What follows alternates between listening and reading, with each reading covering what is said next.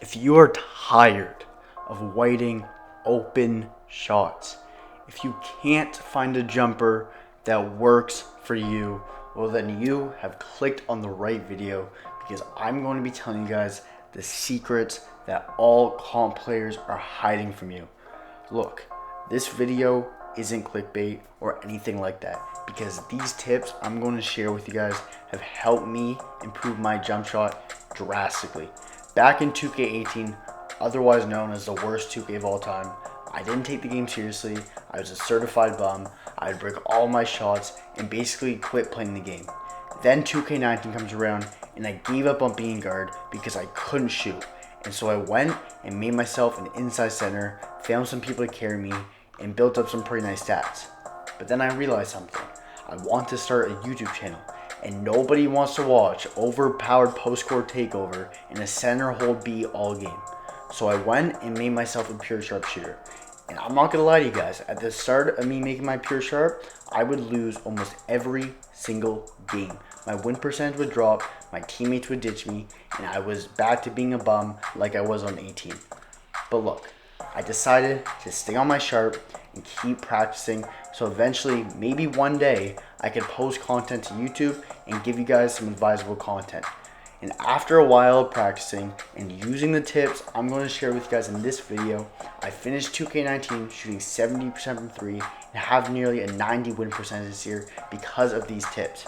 So make sure to show some support by liking this video, subscribe to the channel. It really helps me out and it's very much appreciated. I'm not going to waste any more of your time. Let's get straight into this banger. This first tip is crucial because I know the first thing that pops into most people's minds when thinking about greening is having a good jumper.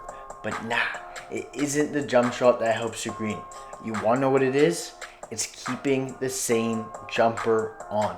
Look, every time a big YouTuber posts a jump shot video and you now think, damn, this is the best new jumper, so I gotta change it. Every time you do that, you just got worse at the game. This is because you're trying to learn something that takes repetition, that every time you switch, you have to relearn something all over again. It's basically like making a my player, grinding him to 99, and then just deleting him, making a new player, and starting all over again. So what I'm trying to get across to you guys is stop changing your jumper. There is no such thing as the best jumper in 2K. It's all about you timing that shot, and that takes practice and time, but I promise you guys, if you stick to one jumper and continue to use it, you will understand how to green effortlessly with that jumper because it will become second nature. Look, I have used the same jump shot and moving shot for 2 consecutive years, and I bet you less than 0.001% of people use that same jumper.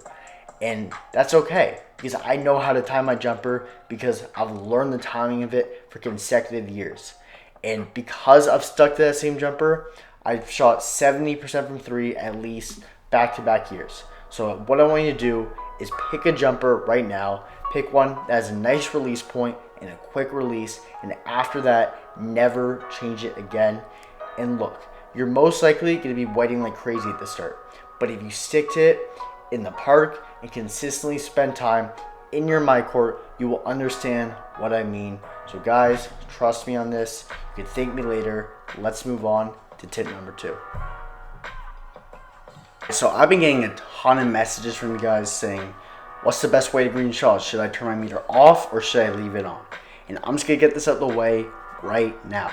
There is no question that having shot meter turned off is the best way to green shots in 2K20 because for one, it's statistically proven by 2K Labs, and 2, all the developers have confirmed by turning meter off, it allows you to green more shots. But I'm going to tell you the truth to why people can't shoot with meter off. The real reason. The real reason is because people turn their shot meter off before understanding how to time their jumper. I've seen so many YouTubers just give some new jump shot and then tell people to turn their meter off right away. Like, man, how are you supposed to know the timing of a shot that you just got other than guessing? People are essentially asking to break shots because you have no idea how to time your shot and you have no help from a meter or anything else. So to fix this problem, all you need to do is keep your meter on until you feel comfortable with your shot. So practice with your meter on, and once you get good at that, then take your meter off, and you will feel comfortable shooting without your meter and be greening a lot of shots because of this. I know this sounds like common sense, but I see so many people going to the park with meter off before understanding how to time their jumper, and because of that, all your field goal percentages will drop, and you're going to be losing a lot of games because of this. My next tip is to find the dribble moves that allow you to time your jumper best. What I mean by this is so many people green more frequently after doing a specific move. So for an example, most park players green more often after they shoot off a hesitation. Other people might be better shooting it after doing behind the back. What you need to do is find the dribble move or dribble moves that you shoot it well after doing, and try to do these moves as often as possible before shooting it. This will also help you be more confident before you shoot it, because you know, for example, after you do that hesitation, you're going to shoot it. Or after you do that crossover, you're going to shoot it. And I'm telling you guys, it doesn't sound like a big tip, but it will help you out a lot. My next tip is a pretty popular one, but it's such an important tip that I still need to mention it, and that is to buy boosts. Boosts make a massive difference when it comes to greening shots, and this is because the green window of your shot will increase. You may not notice it that much, but shots that may have originally be considered slightly early or slightly late will now be green. I know a lot of you guys probably don't want to spend VC to buy boosts, but it's definitely worth it if you are serious about greening shots and winning games. Now look guys, moving on to the next tip, we gotta talk about something very important, which is badges. Badges are one of the most powerful things in 2K, but I see a lot of people who don't utilize them properly. This is one of the things that can separate a good player from a great player because of how important they actually are. You should be choosing your badges based on how important they are, but you also really need to consider if your playing style fits the badges that you are choosing. So I'll give you an example here. Volume shooter isn't considered to be a great badge, but because I average 15 points a game and attempt so many shots from the field, my playing style fits it perfectly. So I have it on Hall of Fame. If you are a shooting center or a wing who sits corner while a guard is isoing, then two badges that will benefit you are catch and shoot and corner specialist. In terms of quick draw, having it on Hall of Fame or gold is usually best, but as long as you're able to time your shot and it has a fast enough release for you, quick draw is preference and it doesn't matter what you put it on. So yeah guys, make sure you're using your badge point upgrades on things that actually match your playing style, not just random badges that YouTubers are saying are good. Alright guys, so for my final tip of this video, it's just to be confident when you shoot it. You gotta believe that every time you hold down that X button, it's gonna be green. I see so many people who have an open look on a build that's a high enough rating to shoot, and they just hesitate. They either attack the paint or pass it back to their teammate.